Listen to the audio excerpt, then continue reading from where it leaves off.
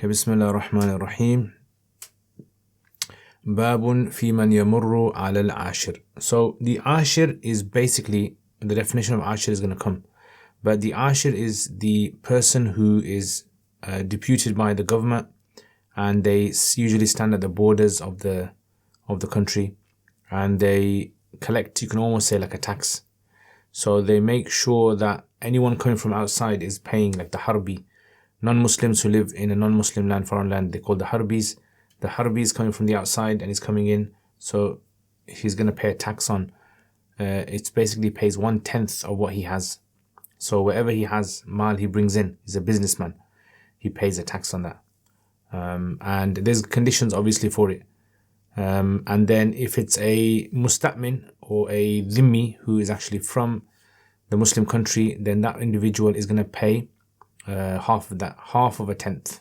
So basically 5%. So if he's a businessman, if he's going to non-Muslim lands, then he's going to do business over there, and this individual is going to pay half, meaning 5%.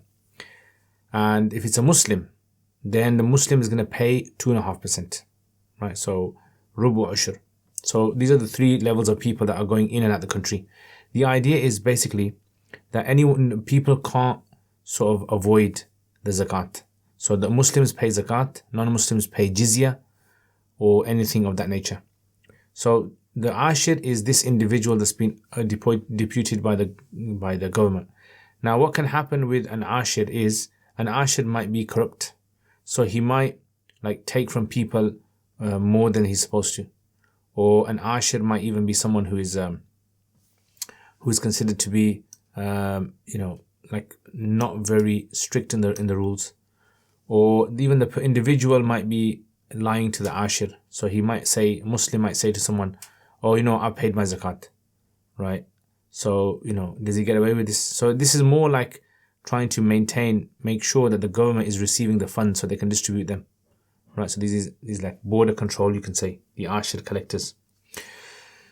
So he says, so in Quduri, this text is not here, but this is from Jami al-Saghir. إِذَا مَرَّ عَلَى الْعَاشِرِ بِمَالٍ. So when a person passes by an Aashir, passes by one of the zakat collectors or the ushur collectors. Now, Aashir is technically from the word ushur, but like we said, it's only ushur when it comes to a Harbi. When the Harbi comes into a Muslim country to do business, then this kind of like money is taken from him, 10% of the stock that he has. So إِذَا مَرَّ عَلَى الْعَاشِرِ, when a Muslim passes by an Aashir بِمَالٍ, with mal, فَقَالَ, and he says, أَصَبْتُهُ مُنْذُ أَشْهُرٍ, I've only received this for a few months, meaning a year hasn't passed by basically. A year hasn't passed by. أو عَلَيَّ دَيْنٌ, or I have a debt on me, and this is why I'm not qualified to give zakat, right? So he basically comes out with excuses not to give zakat. One could be, I only got this wealth a few months ago, so 1 year hasn't passed, so you don't deserve taking this off me.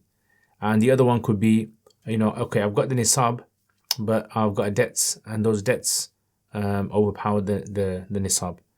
So what's going to happen is وَحَلَفَ, and he has to swear an oath. So he's made to swear an oath that this wealth, that he's honest, that he only had this wealth for a few months, a year hasn't passed by, or like we said, that he's got encompassing debts. Suddiqa, he'll be believed, meaning the Aashir will believe him and let him go. Okay, so the idea is there's not meant to be dhulm here. The idea is the Aashir. Now the word Aashir in hadith, was also not used as well. Some hadith, and Makkas is also used as well. And the Prophet ﷺ cursed them. So how do we reconcile between this? So this is mentioned in Binaya, mentions this and says that how do we reconcile? So the reconciliation is those Aashirs, or those like your poll tax, zakat tax collectors, these individuals which are doing dhulm to people, corrupt, right, taking more than they're supposed to. Those are the ones that are cursed, because this is a responsibility that's been given to them, and these kind of responsibilities, they have to maintain them at the highest degree of responsibility. So this is why in the hadith they're cursed. But if they're honest, if they're genuine people, and they're doing the work correctly, justly, then it's fine. In fact, they most likely even get a reward for it. So Suddiqa, he'll be believed, right? He'll be accepted. وَالْعَاشِرُ مَنْ نَصَبَهُ. What is the Aashir? The Aashir is the individual that the Imam has set up على الطريق, on these highways. Like nowadays, imagine the system would be more robust now. So you'd have like border control, or you'd have like checkpoints where businessmen would be traveling and they have their own lane to travel in, and they'll get checked, the stock will get checked. So man nasabul imam, someone the imam has erected, ليأخذ الصدقات من التجار, in order to collect the sadaqat from the businessmen. Now the idea, remember, is he said bimalin. So when you say mal is divided into two categories. You have amwal al-zahira, which is the animals, and then you have the amwal batina, which is gold and silver, and business stock. So here, this is, amwal al-zahira, the government's going to send someone to your farm to collect the zakat anyway. Amwal batina is the one that they're usually talking about here. The amwal batina. فَمَنْ أَنْكَرَ مِنْهُمْ تَمَامَ الْحَوْلِ. So whoever denies the completion of entire year, or al-faragh, or whoever denies that they are free min ad-dain, of debt, كَانَ مُنْكِرًا لِلْوُجُوبِ, then this person will be counted as being someone who is denying the obligation. Meaning, this person is a defendant. They are in a court case. They'd be on the opposite side of the plaintiff. So the government is the plaintiff, the Aashir is the plaintiff, the prosecutor, and the other end, he's going to be considered to be munkir. And the rule is that if the Aashir has proof to prove that the year has passed and he's got this, he wins the case. And the guy is going to end up having to give the money. But if he doesn't, then the defendant, meaning the individual, the Muslim, or the Harbi or whatever, they would have to swear an oath. And, because there's a hadith which says, Al-bayyinatu ala al-mudda'i wal-yaminu ala al-mudda'a alayhi. So this is a maxim that the proof of onus is upon the claimant. The idea is that in Sharia, whenever there's a dispute between two individuals, the one who is claiming something that goes against the norm, he stands as the mudda'i. So he has to provide evidence to prove his claim. And the other individual who is denying it is considered to be the mudda'a alayhi. And the rule is that if the mudda'i has proof, he wins the case. If he doesn't have proof, then the judge is going to ask the other end, is going to ask the mudda'a alayhi for an oath, to swear an oath. Al-yaminu ala al-mudda'a alayhi. Imam Yusuf rahimahullah actually says he doesn't have to swear an oath in this case, right? But over here, he says, وَالْقَوْلُ قَوْلُ الْمُنْكِرِ مَعَ الْيَمِينِ. The qawl is the qawl of the munkir with his oath, meaning he has to swear an oath as well, right? Because he is denying he's saying the year hasn't passed. He's like saying, the Aashir is saying, you have to give your zakat. And he's saying, no, I don't have to give my zakat. So he's a denier, and a denier simply has to provide a statement with an oath. Now, whenever in the text you ever get this in fiqh text, just make a note of this. That whenever it says al-qawlu qawlu munkir ma'al yamin, this in brackets before this is, إذا لم يوجد البينة للمدعي, when there does not exist a bayyina for the mudda'i. Okay, that's always the case. Otherwise, in fiqh terms, you can only start a case if there is a denial. So if one person is denying something and the other person is claiming something, and the claimant always has to provide evidence, and the other party does not have to provide evidence, all they have to do is provide an oath. Okay, so this is the first masala he's mentioned. Okay. وَكَذَا إِذَا قَالَ أَدَّيْتُهَا إِلَى عَاشِرٍ آخَرٍ. And he says, likewise, when he says, I gave the zakat earlier in the year to another Aashir. I gave the zakat earlier in the year to another Aashir. So what does this mean? I gave the zakat in the year to another Aashir. Or maybe I exited the country from another checkpoint, and over there was another Aashir and I gave it to him. مراده إذا كان في تلك السنة عاشر آخر. So in other words, the same ruling will apply, just like he denies the passing of the 12 months. And likewise, if he was to claim that he has a debt upon him. And likewise, number 3, when he says that the zakat was already collected from me at another checkpoint by another individual. He says what this means, Imam Hidayah wants to clarify, what this means, إِذَا كَانَ فِي تِلْكَ السَّنَةِ عَاشِرْ آخَرٍ. So let's imagine, in the whole of the Muslim government there, there's only one Aashir, yeah, then his claim can't be true. Because if he's saying I gave it to another Aashir and there's only one Aashir, he's going to say you never gave me, so therefore you're lying. But if there was multiple Aashirs and they had like a rota system where they'd come at different times of the year or day, then he can be accepted. Like his claim is plausible that yes, maybe he did give it to someone else. So we can't outright call him a liar. لأنه ادعى وضع الأمانة موضعها. Yeah, because what the Muslim is really claiming is, look, I gave the money to the rightful person, meaning amana here is referring to the money. I handed over the money in its right place. بخلاف ما إذا لم يكن عاشر آخر, as opposed to when there is no other Aashir. Yeah. So if there is no other Aashir in that year, في تلك السنة, then he won't be accepted here. He won't be considered to be telling the truth, right? He will have to give the money again. If he has given it, he's got to give it again, and obviously if he hasn't, then he's giving it. لأنه ظهر كذبه بيقين. Yeah, because a lie has now become established. His lying has become established with certainty now, because there was no other Aashir. So who did he give it to? So this is based upon the idea of there being only one Aashir in the whole area and everyone has to pass through him. So that kind of makes sense over there. Now in today's times, obviously there'd be a more robust system, like I said earlier. There'd be, when you're passing through, just like nowadays they have checkpoints, they have customs and service customs, and when you send something over, you have to get it declared wherever you have, and then there's all these kind of like other online or bank statements that you have. So all of these things are things which then be checked in today's time, and very difficult for someone to avoid this. Now, what if, for example, some of the Hanafis, like in Binaya and Bahr Ra'iq and Ibn Abidin, Rad al-Muhtar, they've mentioned, what if a person was to write a bara'ah? So a bara'ah is basically like a note, right? So a certification.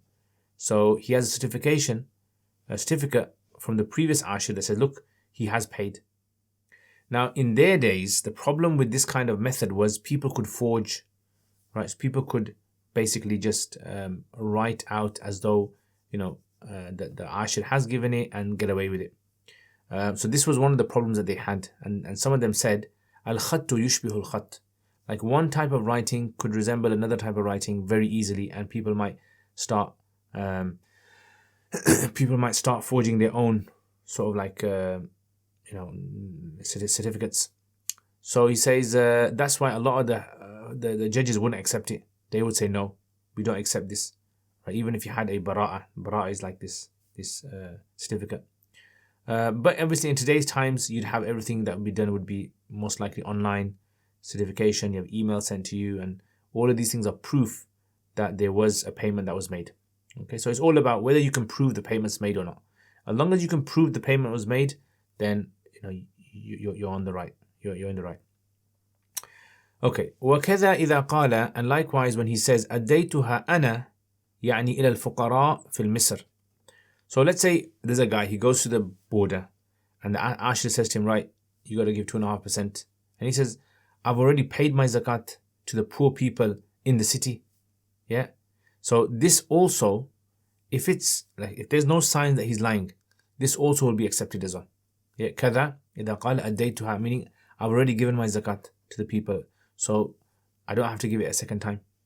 يعني إلى الفقراء في مصر. يعني what he means by this is, I've given my zakat to the poor people in the city. Yeah. لأن الأداء كان مفوضا إليه, because أداء was something, is أموال باطنة, and like we said, أموال ظاهرة, the government's responsible for collecting, and أموال باطنة, this is like gold and silver, this is left to the discretion of the individual. You dispose of your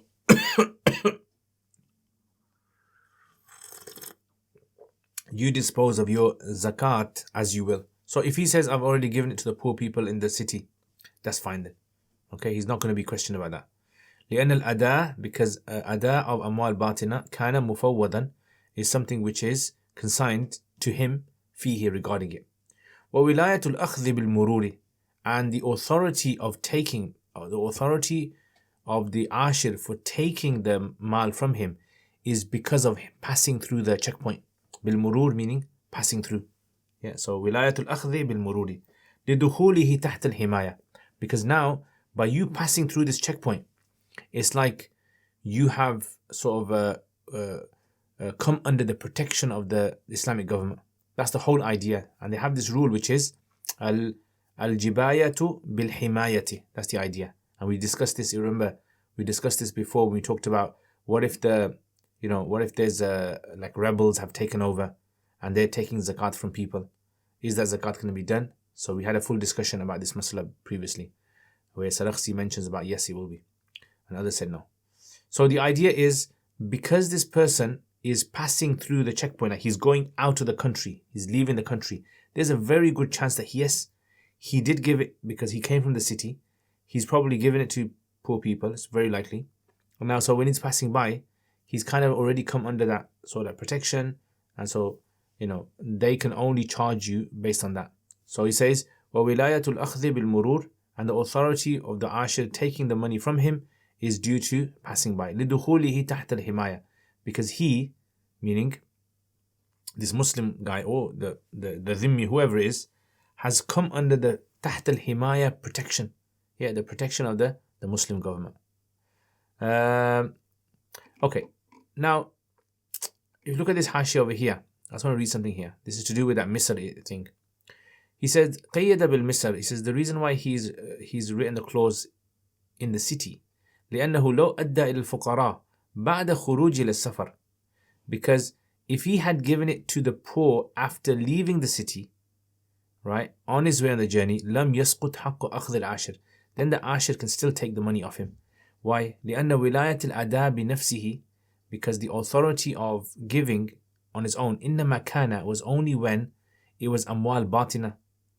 However, حال كونه في مصر, when he was in the city, but بمجرد خروجه, by him leaving the city with his gold and silver, with his cash, as a musafir, انتقلت الولاية, now the authority of that wealth now has shifted from him to the government now.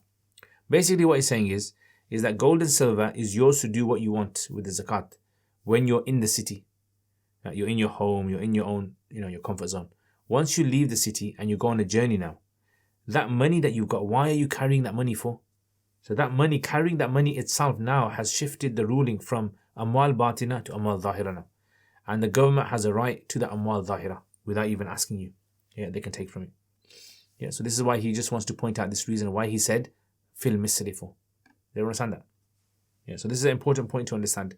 Otherwise, it doesn't make sense why the government can take.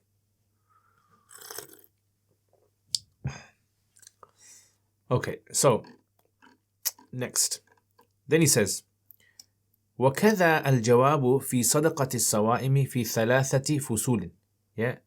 So he says, likewise is the same answer, the same ruling, فِي صَدَقَةِ الصَّوَائِمِ, in regards to the zakat of animals. Yeah. Camels, cows, and goats. Yeah. The same ruling applies. في ثلاثة فصول. في ثلاثة فصول means in the first three scenarios that I mentioned. What are the first three scenarios? The first three scenarios is that a year hasn't passed.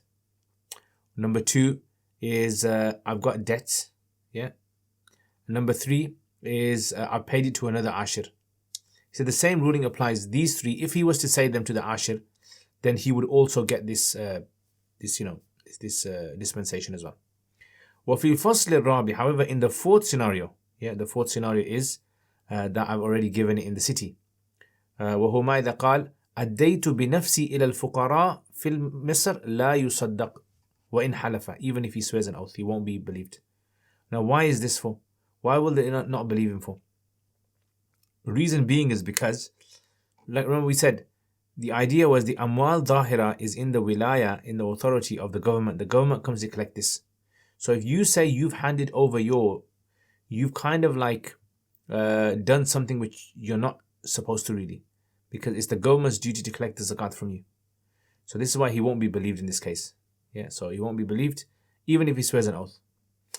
وقال الشافعي رحمه الله, Imam Shafi'i rahimahullah on the other side, he says يصدق. If he says so, this is according to his qawl jadid, by the way. So qawl jadid, he says this, and his qawl qadim, he's with the Hanafis on this masla. So in the qawl jadid, he says yusaddaqu, the Aashir must believe him. So if he has camels and he said, look, I had 5 camels and I gave a goat in charity, you got to believe him. لأنه أوصل الحق إلى المستحق, because technically he's done what he's supposed to do, which is he's handed over, أوصل يوصل إيصال, he's handed over the haqq, meaning the zakat, to the one who deserves this. And who deserves this? The poor people. So he's done his job. So how can you say he's not telling the truth? Okay, so Imam Shafi has got a point there. Yeah, because the whole point of zakat is to get it to the poor, whether you give it yourself or through the government. It doesn't matter. Okay, how do we respond to Imam Shafi on this? We say, أن حق الأخذ للسلطان, meaning the right of collecting from amwal zahira, yeah, cattle, is the duty of the sultan. It's the duty of the government. Yeah, so the government is the one. And this is why we have to very carefully understand, according to Hanafis, when it comes to the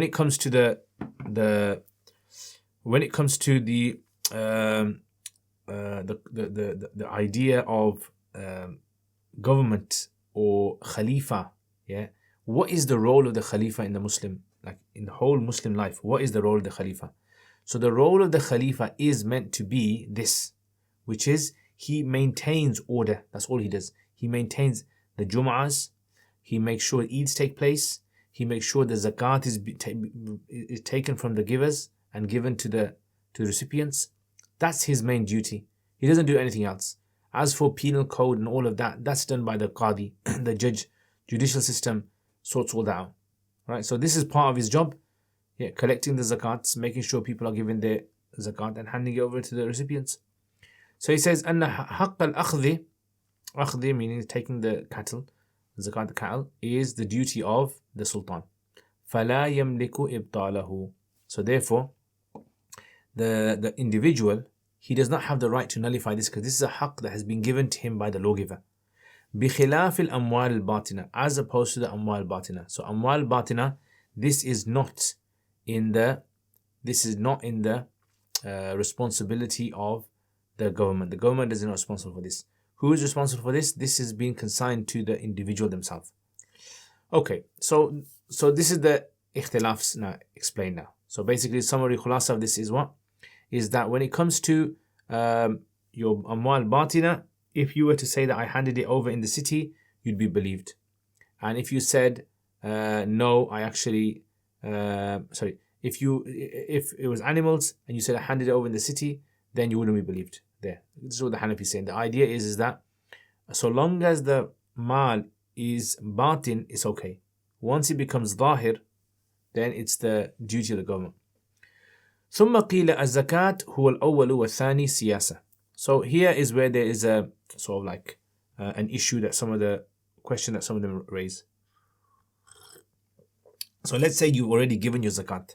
Yeah, I gave my zakat and I go to the checkpoint and they take money off me again. So 2.5% was taken off me. I gave 2.5% to the poor, and now 2.5% now is given at the checkpoint, right? So how did this work then? Have I given 2 zakats? He says, ثم قيل الزكاة هو الأول والثاني سياسة. الزكاة هو الأول means the first zakat that you actually handed to the poor, that will be counted as zakat officially. You gave your zakat. So if you gave your first on the 1st of January, and then this money is collected on the 1st of February, on the 1st of January your zakat was done, and on the 2nd of February, what's that then? So he says wathani siyasa. Siyasa means this is like a like managing the government, admin, yeah, managing the government. So the government sort of like does things for its own maslaha, for the public. So this is the idea. So the first one is for zakat, the second one won't be counted as zakat. It's just going to be considered to be something which is for siyasa purposes. Yeah. So in other words, the government steps in and they take something for the welfare of the people. وقيل, now some say no. هو الثاني, they say no. This is considered to be a thani. The thani is the zakat. The second time they take it, this will be the zakat. And the first one will be counted as nafal. وَالْأَوَّلُ يَنْقَلِبُ نَفْلًا وَهُوَ الصَّحِيحُ. And this is the more preferred opinion. Yeah, so this is, the The idea is if you have done your obligation once and you do your obligation again, then the second one will be counted as your official obligation and the first one will be counted as being your nafil. Yeah, this is the idea. So there's two opinions on this. Now, if you look in this hashia, he says, ثم قيل بناء على ما لأصحابنا من الطريقين. So this is based upon a well-known ikhtilaf between the early Hanafis on this type of masala, meaning if you've done one act of fard and then you repeat it again, what's the status of the second one? أحدهما أنه إذا كان صادقا فيما قال يبرأ فيما بينه وبين الله تعالى. So if this guy was honest, I came past the checkpoint and I said honestly, I had camels and I've given the money. Yeah, I am truthful and honest between me and Allah. Like morally I'm correct, but in the courts will not see it that way. والثاني أنه لا يبرأ فمن. So the second one is that the duty will not be absolved.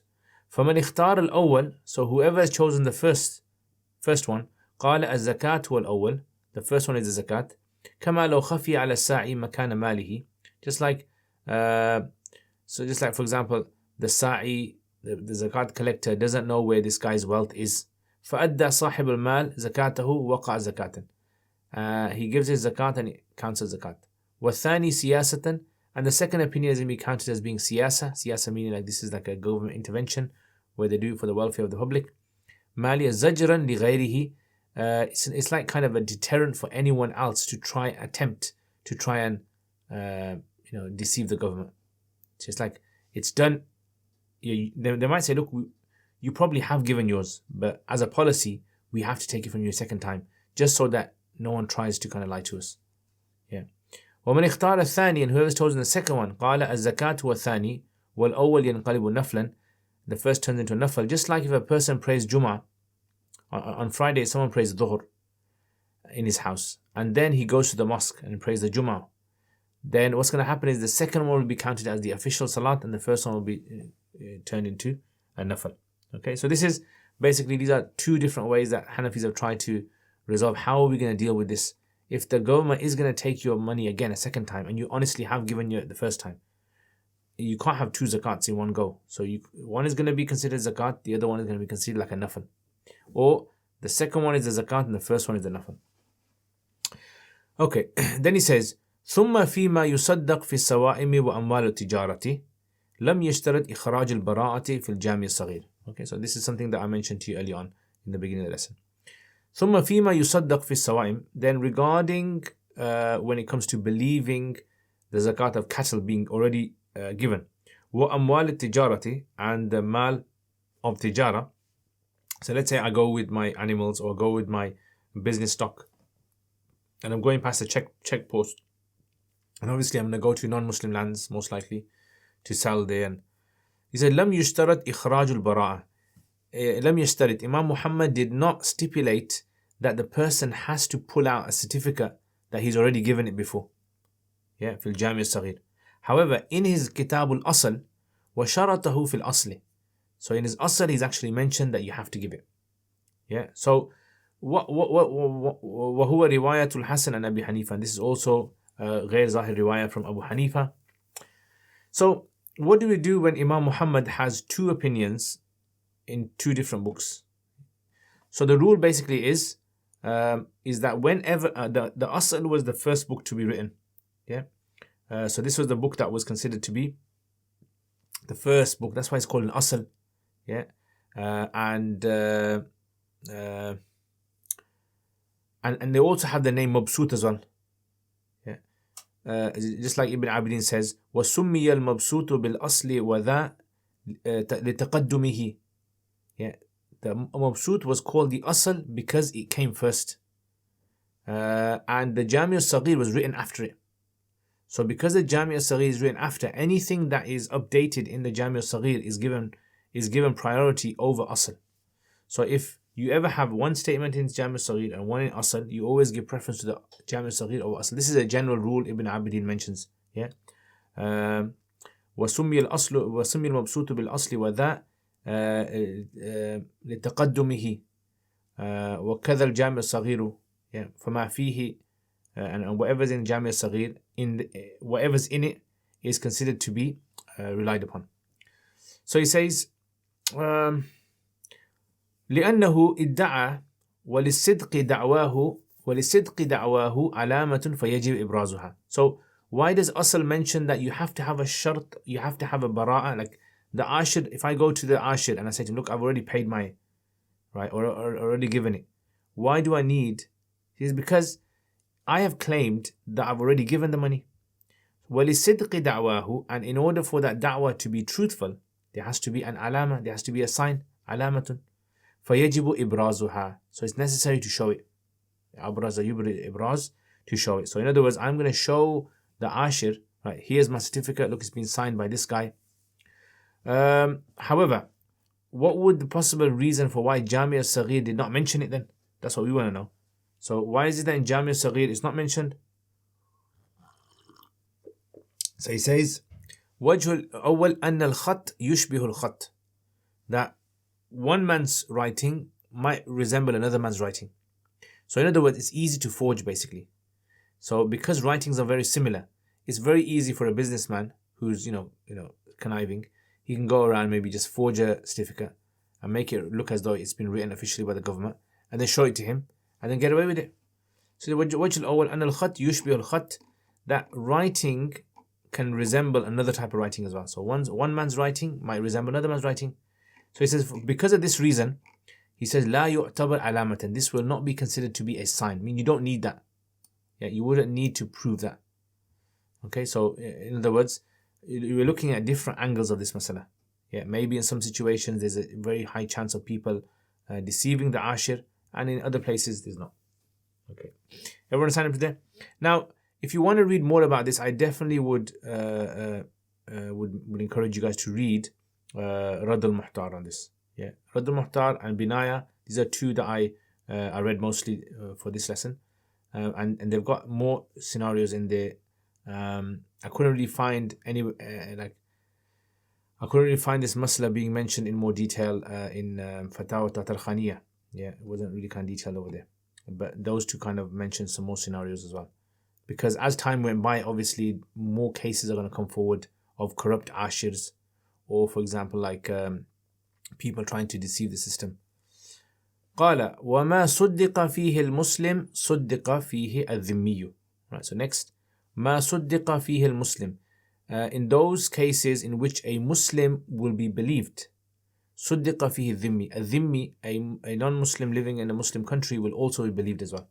Yeah, so those four scenarios that we mentioned before, the year hasn't gone by yet, or I've got debts, or I've already paid this, etc., to someone else, or I've given it to the fuqara.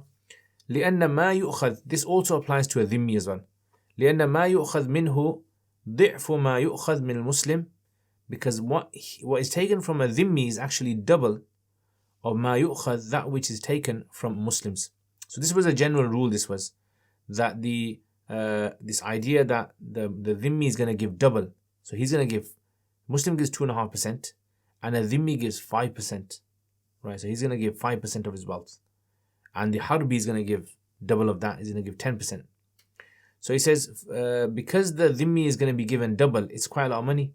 So therefore, the conditions, فَتُرَاعَ تِلْكَ الشُّرُوطِ, so those shurut should also be taken into consideration as well. Like, it's unfair then that if you're going to be taking it from a Muslim, and it's 2.5% for a Muslim with all those conditions, 1 year having to pass free of any liabilities, and all that stuff.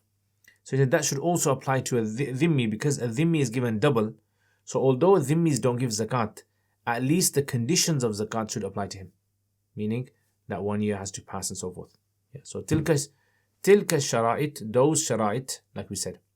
Yeah. So has to have the nisab, 1 year has to go by, free of any debts, and it has to be for business purposes as well. تحقيقا للتضعيف. Right. تحقيقا للتضعيف means in order for the tad'if, in order for that doubling to be considered, or to be considered established. So in other words, what are we doubling upon? We're doubling upon 2.5%. And what is 2.5% representation of? It's representing zakat. So if if we're saying double of zakat, that means the conditions of zakat that need to be met for a Muslim should also be met for a dhimmi as well. That's what it means, tahqiqan lit-tad'if. Okay, so establishing it for the idea of doubling it. Now, if there was another amount that they had to give, which was not based upon the zakat measure, then maybe the rules would be different over there. No need to meet the conditions. Okay, so he says, وَلَا يُصَدَّقُ الْحَرْبِيُّ إِلَّا فِي الْجَوَارِ. Right, as for a harbi will not be believed. Yeah, so he says, a harbi will not be believed, meaning if a harbi came from a non-Muslim country, harbi means someone who's living outside the Muslim country, and he comes through the checkpost, la yusaddaq, he won't be believed. Like if he comes out and says, oh, my year hasn't passed, or I've already given to the poor people, etc., he won't be believed. Illa fil jawari, except in one case. Yeah, except in one case. And that is the case of slaves. For example, let's say he says, Hunna ummahatu awladi. So he's got some slave women. Let's say he's got 10 slave women. And he says, all these are my ummul walad. Meaning, I had intimacy with them, they bore a child, and I claim the child was mine. So therefore now they are in the ruling of ummul walad. Or ghilmanun ma'ahu. Or he's got some male slaves with him, and he says, hum awladi. These are my sons. Yeah. So in those two cases, it's exemption. Meaning, the Aashir will not take the zakat. He won't say, why have you got 10 slave women for? You must be selling them. Therefore, I want 10% of their entire value. Or he's got some male slaves and he said the same. No. So if the harbi claims that no, they're not for sale, they are my own personal ones. So we are not allowed to sell ummul walads. So ummul walads, according to Hanafis, you can't sell a ummul walad, you can't sell a mudabbar, and you can't sell a mukatab. Right? So these are three that you're not allowed to sell. Why? Because slaves are only considered mal when they fulfill two conditions. When they are full in their riq, meaning when they are complete slaves, like they have the status of slavery in them, 100%. And number two, they have to be owned as well. Yeah, milkiyat. So they have kamil riqiyat and kamil milkiyat. Yeah, ownership as well. So therefore, these two things are deficient in these three. Yeah. So in walad and mudabbar. Walad is basically where the master says she has a baby, and the master says that baby belongs to me. That baby is mine. Meaning I was the father. Then automatically the baby becomes free, and the mother now qualifies. She automatically now is going to become free when the master dies. That's the status of walad. The Prophet ﷺ said, "A'taqaha waladuha." Her child has now freed her, so she is on the way to freedom. So her riqiyat is naqis. Yeah, her being a slave is naqis. And when it comes to the mudabbar, same thing as well. Mudabbar is basically two types of mudabbar you get. You get a mudabbar mutlaq and you get the mudabbar muqayyad. Mudabbar mutlaq is basically where you sell a slave. You say to a slave, if you are free, you are free after I die. This is called a mudabbar al-mutlaq. Yeah, and mudabbar muqayyad is you say, if I get better from this illness, so you're ill, and you say, if I'm cured from this illness, then you're free after I die. That's muqayyad. So everyone agrees, Hanafis agree, the second one you can sell. Mudabbar al-muqayyad you can sell. Mudabbar al-mutlaq you can't sell. Because again, riqiyat is naqis. Because the slave is going to become free. So it's only for this temporary period of time that it's still a slave. And as for a mukatab is that slave where the master has made a deal with the slave and said, you pay me, I don't know, £1,000 by the 1st of January and you're free. So now the master has now become in a legal contract with him. The master cannot nullify this deal. Right? The slave can nullify it, but he can't. That's why the mukatab is full in riqiyat. He's still a full slave, but he is partial when it comes, deficient when it comes to ownership. You understand those three? Yeah? Makes sense? Okay, so this is considered to be, like we said, the milkiyat. Yeah, milkiyat. In other words, ownership and riqiyat being naqis. So this is why he says, if the guy was to claim that they are my Ummahat al-Walad can't be sold in a Muslim country. So therefore they'll be believed, okay, it's fine. And likewise, if he says these young men are my sons, you can't sell a free person. He says, لأن الأخذ منه بطريق الحماية. Remember, الجباية بالحماية. Jibaya means taking from the public is based upon protection. You provide them protection and you're going to get money from them. That's what it is. So he says, al-akhd, the government taking money from these individuals, minhu bitariq al-himayati, is by way of protection, that your wealth is going to be protected in your life. وَمَا فِي يَدِهِ مِنَ الْمَالِ يَحْتَاجُ إِلَى الْحِمَايَةِ, and the mal that he has in his hands, like the ummahat al-walad, al-walad, and obviously the ghulams, the young men, they require protection as well. Just like he requires protection, they require protection. غَيْرَ أَنَّ إِقْرَارَهُ بِنَسَبِ مَنْ فِي يَدِهِ مِنْهُ صَحِيح. Yeah. However, the only thing over here is that him confessing, him declaring that he is their father, the ghulam, the ghilman's father. He does iqrar of nasab. Man fi yadihi minhu sahihun. This is like a masla in Hanafi fiqh, which basically is, let's say for example, like I have a child, a little boy, and I go to the government and say to the government, this boy is mine. Will the government believe me? Will this be considered to be a valid? So the Hanafis say this can be done by the father. The father can do iqrar of nasab for a child that is plausibly his child. But the mother, she can't do that. Right? The mother cannot claim this for a child. Yeah, she has to have like extra witnesses to prove this. So this is why he says, غير أن إقراره. So when it comes to establishing lineage of someone, right? So lineage in a Muslim country is established in various ways. One of the most common ways a lineage is established is the child born to husband and wife will legally be attributed to husband and wife, even if the woman has fornicated with another man. The child will still be considered to be the husband and wife's child, right? Because al-waladu lil-firash, the rule is the child belongs to the couple. Al-firash means the couple. So that's one way it can be established. And another way it can be established is by claiming as well, by making a claim. And the claim has to be made by an individual who qualifies for that claim. And the father is the one, because the children belong to the father.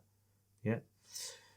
And as for a woman, if a woman wants to claim, either she has to have witnesses to prove this, or the midwife is the one that obviously has to go court and say, yes, I was the one that delivered the child, so I can say that this child is hers. He says, لأن الأخذ غير أن إقراره, other than his إقرار بنسب من في يده منه صحيح, is considered to be valid for him. Yeah, for him is counted as being valid. منه صحيح. Okay. So فكذا بأمومية الولد. So if it's possible that a harbi, a non-Muslim, from a non-Muslim land, can possibly be the father of these men, and we accept it, his word for it, then likewise umumiyat al-walad, yeah, so the mother being the walad is also accepted as well. So if he claims they are my walad, he doesn't have to provide proof for this. Yeah, because obviously, how is he going to provide proof? He's like in foreign lands. لأنها تبتني عليه. Yeah, so because that is based upon the children. So if the guy is claiming that these children are mine, if these ghulams are mine, then the walad da'wah is based upon that. You can't have an walad without having a child. That's why he says لأنها تبتني عليه. Yeah, the ummumiyatul walad, him claiming that these women are my walads, is based upon the fact, or based upon the claim that the children that they have are mine as well. فَانْعَدَمَتْ صِفَةُ الْمَالِيَّةِ فِيهِنَّ. So that's why once the claim of being walad has been established, the sifatul maliyah, them being described as being material wealth, ceases, no longer exists now. Yeah, you can't call the walad's mal anymore because they can't be sold, and the children as well. Yeah, so فَانْعَدَمَتْ, they're mun'adim. وَالْأَخْذُ لَا يَجِبُ إِلَّا مِنَ الْمَالِ, and the Aashir can only take from what's considered mal. And a free person is not mal, and a person who's going to be free soon is also non-mal. Yeah. So this is why this is going to become something which is problematic in that sense. Okay, anyway, let's just read from this Hashia and then we'll finish. Yeah, the rest of it we'll just do next time, inshallah. Okay, so so he says, وَلَا يُصَدَّقْ وَلَا يُصَدَّقْ الْحَرْبِيُّ. He says, الَّذِي دَخَلَ دَارَنَا بِأَمَانٍ. He said, this is referring to that harbi which enters our land with protection, meaning with a visa. You imagine like a visa, protection. So he's got safety that's been given to him by the Muslim government, so he can enter to do business. And in the olden days, many non-Muslims would come into Muslim lands to buy and sell. وَمَرَّ عَلَى الْعَاشِرِ. And then he passes by the checkpoint of the Aashir. لِعَدَمِ فَائِدَةِ فِي تَصْدِيقِهِ. Yes, because there's no point in believing him. لِأَنَّهُ لَوْ قَالَ لَمْ يَتِمُّ الْحَوْلِ. Because if a non-Muslim harbi says, my year hasn't completed, yeah, فَفِي الْأَخْذِ مِنْهُ لَا يُعْتَبَرُ الْحَوْلِ. Yeah, so when you take from him, you don't even need to consider the year. لأن اعتبار الحول تمام الحماية. The whole point of considering the year concept is this is completion of the concept of protection. Yeah, so in other words, why do you need a year? Why does the person need a year? Is so that their wealth can grow, isn't it? And therefore, if the Muslim's mal is not protected for an entire year, the Aashir does not deserve taking zakat from that. So therefore, because a year is required for nama, for production, and then that nama can only occur if the Muslim is protected for an entire year. And لِتَحْصِيلِ النَّمَا. As for the harbi, there is no himaya, there is no protection for. He was, most of the year he was in Dar al-Harb, so he's only come here for a short while. وَالْحِمَايَةُ لِلْحَرْبِ تَتِمُّ بِنَفْسِ الْأَمَانِ. And the himaya of the harbi is complete simply by the government giving him the aman, the visa. And that visa can be for 1 week, 2 weeks, whatever. إِذْ لَوْ لَمْ يَكُنْ الْأَمَانِ صَارَ مُسَبِّبًا مَعَ أَمْوَالِهِ. Or it's supposed to be musbiyan. Yeah. So إِذْ لَوْ لَمْ يَكُنْ الْأَمَانِ. If he wasn't given aman, then he potentially will become captured. Yeah, captive. Yeah. Sabiyan, sabaya. He will be considered to be captured ma amwalihi, with his wealth. The Muslim will capture him, right? Because he's entered the Muslim lands unlawfully, so he'll simply just be captured, because he could be a spy, he could be someone trying to cause harm, so he'll be captured with all of his wealth seized. وَلَوْ قَالَ عَلَيَّ دَيْنٌ. Okay, what if the harbi said, you know what, in my country I owe lots of people money, then what? فَالدَّيْنَ الَّذِي وَجَبَ عَلَيْهِ فِي دَارِ الْحَرْبِ. The dain that is necessary upon him in Dar al-Harb, لَا يُطَالَبْ بِهِ فِي دَارِنَا. In our lands, there is no one that is claiming this from him. So that's why it's as though he has no liabilities. Liabilities will only be valid if it's a liability which is in the jurisdiction of the Muslims. وَإِنْ قَالَ الْمَالُ بِضَاعَةٌ. Okay, what if he says this wealth is considered to be a trust? Yeah. فَلَا حُرْمَةَ لِصَاحِبِهَا وَلَا أَمَانَةَ. Yeah. Then there is no hurma, means there is no like sanctity for the owner. So if, let's say for example, John enters a Muslim country and John has mal and he's saying, oh, this doesn't belong to me, this belongs to my next door neighbor. Well, then your next door neighbor didn't come with aman, so therefore you can carry on, but his wealth is going to be seized, because there's no hurma for it, there's no protection. And in fact, like it's not mentioned here, but the Hanafis also mention, this is why, read it in Radd al-Muhtar. The Hanafis also mention that if a person was, it's going to come later on here. Radd al-Muhtar goes in a bit of detail about it. That if a non-Muslim enters a country, and we'll discuss this next week possibly. If a non-Muslim enters the country, John enters the country, and he's got wine with him, because they can bring wine back and forth, or he's got pork, you still take 10% of that. Yeah, but how can a Muslim country take 10% of the value of the... So they don't take the pork itself, they take the value of it, the qima. Yeah, so we'll talk about... So remember that when it comes to their mal is not considered to be something which is protected. So he says... فَلَا حُرْمَةَ وَلَا أَمَانَةَ. And there's no protection for the sahib, but there is for this harbi. So therefore he can go through, but the mal is going to be seized at customs. وَإِنْ قَالَ لَيْسَ لِلتِّجَارَةِ. And what if he says, okay, this wealth is not for tijara, it's my personal money. يكذبه الظاهر, then it's obvious that he's lying. لأنه لا يتكلف للنقل إلى غير داره ما لم يكن لها. So why would someone go through all the trouble to transfer a large amount of goods to a different place that would take years, or sorry, not years, days or even weeks to cross? Why would they do that for? Unless they want to sell it, right? Because it's too much risk. So he says he won't be believed. وإن قال أديت إلى عاشر آخر. What if he says I paid it to another Aashir? Yeah, I paid it to someone else. Then what? He says لم يلتفت إليه. He'll be ignored. لأن المأخوذ منه أجرة الحماية, because what he is taking, what he is giving to the Aashir is the payment for his protection. That's what it is. It's like, you want to come to our lands, protection, right? You got to pay this money. وقد وجدت بنفس الأمان, and that has been found with the aman itself. Yeah. ولو قال أديت لأنا كذبه اعتقاده. Yeah, and if he says I've already given it to the poor people, then obviously his disbelief in Allah clearly is contradicting what he's trying to say. Yeah, because if he really did believe in zakat, then he'd believe in that this would be from Allah, and he doesn't believe in that. So you see how the non-Muslim that comes into a Muslim land, how it's important for there to be a system in place that collects these kind of things. And there were, like, unfortunately, a dhulm taking place as well, where when Muslims used to go to non-Muslim lands, the checkpoints at the non-Muslim lands, the non-Muslims, they would take like very heavy taxes from the Muslims.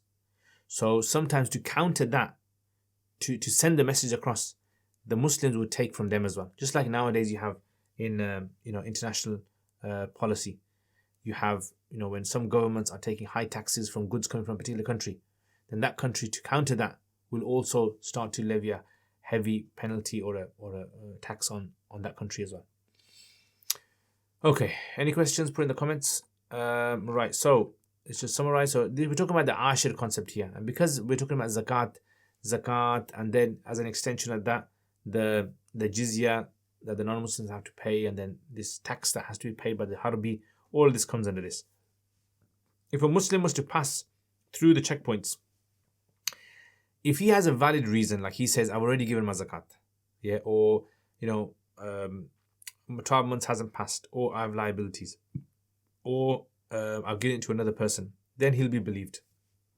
Unless there seems to be indication that he's lying.